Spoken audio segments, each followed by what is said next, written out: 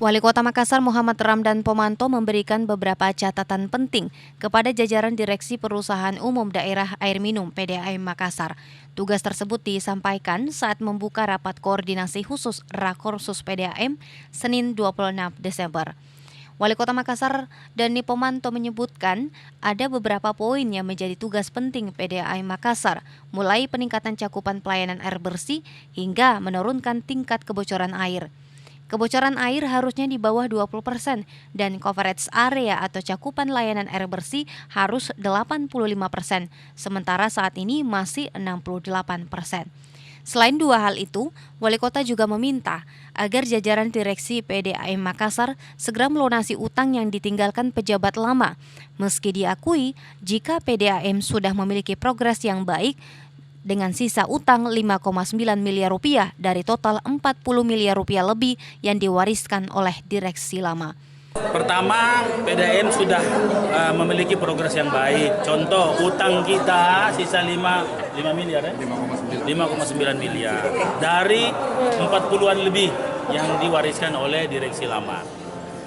Yang kedua, tentunya masih ada pekerjaan-pekerjaan lebih besar dari itu. Coverage area harus 85%, itu kan standar SDGs. Kemudian yang ketiga adalah tingkat kebocoran. Nah, yang keempat, pengamanan sumber-sumber air. Nah, seperti ini, kita rawan terhadap longsor, artinya NTU-nya kekeruhannya tinggi. Nah, seperti itu. Nah, tentunya kekompakan direksi, komisaris, Dewan Etik, dan Dewan Sekretaris Dewan Pengawas itulah yang menentukan engine-nya ini PDAM bisa ke depan. Tiket saya 10 miliar. Melihat soal utang ini mengenai apa? Utang apa saja itu yang harus dibayarkan? Iya, apa saja? Soal IPK atau apa ini? Itu semacam utang dividen yang dia tidak bayarkan. Nah, kota kan ada 2 tahun direksi lama nggak bayar.